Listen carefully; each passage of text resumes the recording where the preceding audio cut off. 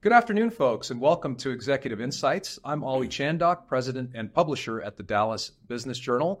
Great to see you today and great to introduce Clark Bryner, the founder and CEO at Revere Capital. Clark, thanks for joining me today. Ollie, thank you, and thank you, DBJ, for having us today. So, Clark, let's start at the top. Tell me a little bit about the company itself, about Revere Capital, and about the launch and trajectory since 2006. Sure. Yeah. Revere Capital launched in 2006. We launched it here in Dallas. It's a private credit firm, so we look for entrepreneurial sponsors out there in the real estate, especially finance space, and provide them leverage to be able to grow and facilitate their business. Now, when you launched in 2006, was there a particular opportunity or a need that you saw in order to launch the company? There was. So I was a real estate owner-operator at the time, and we were having problems getting real estate debt for what we were doing, and really just saw the opportunity to provide more entrepreneurial credit to individuals buying lower middle market assets. So kind of sub $30 million assets in secondary markets. Now let's talk currently. Let's talk about what's happening right now. To explain the current market to me now, the investment outlook as we look forward here, and what adjustments are you making moving forward? Great question, Ollie. The real estate market's quite interesting right now. The Fed moved interest rates 500 basis points on everybody here, and that's made some real estate challenges. As I always say, there's a math problem in real estate right now.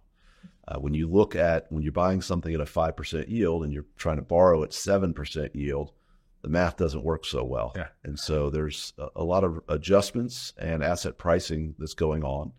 The banks have been doing a really good job trying to work through that, but it's going to be a 2, 3, 4, 5-year issue.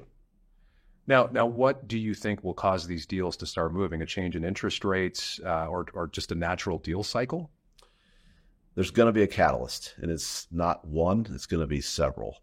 The Fed is either going to start pushing on banks to enforce their loans. There's nearly $2 trillion coming due in the next 2.5 years. And if the banks aren't able to refinance that or choose not to refinance that, then there's going to be a challenge in the real estate space. And it's never all or none. It's going to be somewhere in the middle. So there will be sponsors that are going to have problems. There will be sponsors that have to give keys back to lenders like banks and ourselves. That's not what we want, but sometimes the math just doesn't work. And so we will take those properties back and have to manage them ourselves. As far as underwriting going forward, it's interesting because you're seeing valuations, people being a little less optimistic on what's going on. And back to your second point, interest rates.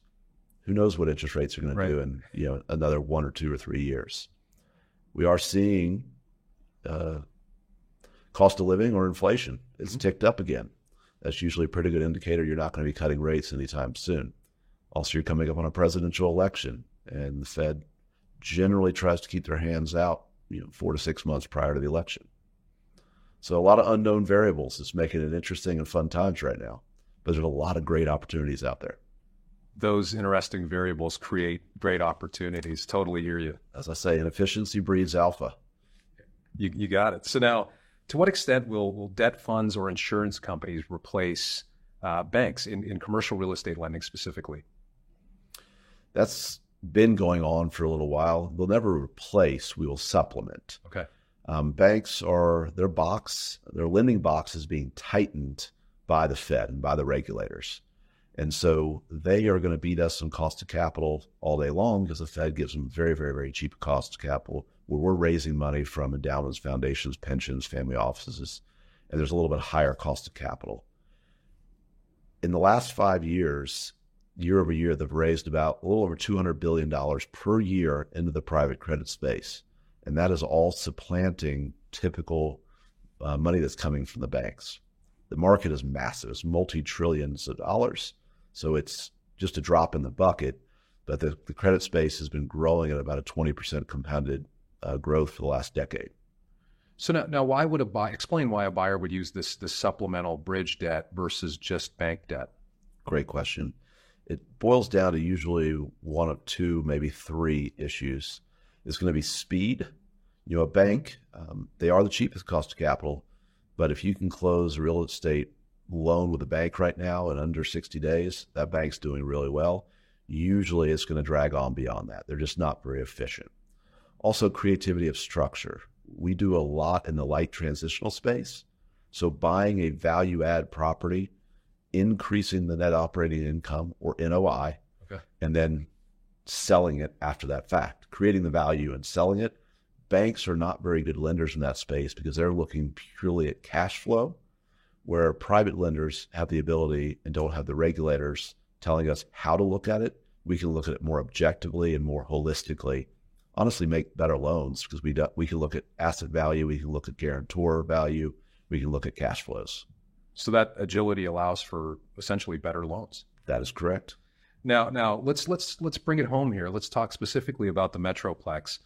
Are there any considerations that we here in Dallas-Fort Worth need to pay attention to in terms of debt and real estate? You know, Dallas-Fort Worth and Texas as a whole is doing pretty well, but we are not immune from what I've referenced earlier, the math problem. Right. You know, multifamily industrial was trading at 4, 5, and 6 caps. The cap rate is basically the unlevered yield on a piece of real estate. When you're borrowing at 1% money, 1% over SOFR, that makes sense. When you're borrowing at 500, or SOFR is now at 500 basis points, it doesn't necessarily make sense. And so there's been some equity degradation for sure. There's been some overbuilding as well. You know, you're looking at the rent concessions in the multifamily space. That not an all-time high, but they're getting up there. And so people are desperate to get, you know, heads and beds, as they say. Dallas is always known as a great development market, and we're doing what we continue to do, develop a lot. So last thing I have, tell me about the company, about Revere Capital. What does the future hold? What are the couple years ahead? Yeah, we're very blessed. The market is doing well for us. You know, we're an alternative to banks. Banks are a little bit pulled back right now. We love working with operations that are entrepreneurial. We love working with the lower middle market, and we're able to provide them quick and flexible capital to execute on their business plans and buy assets and improve value. Well, Clark, thank you for joining me today. Really enjoyed the conversation. I actually learned a thing or two, and I look forward to seeing all your success in the years ahead. Terrific. Ollie, thank you. Thank you to the Dallas Business Journal.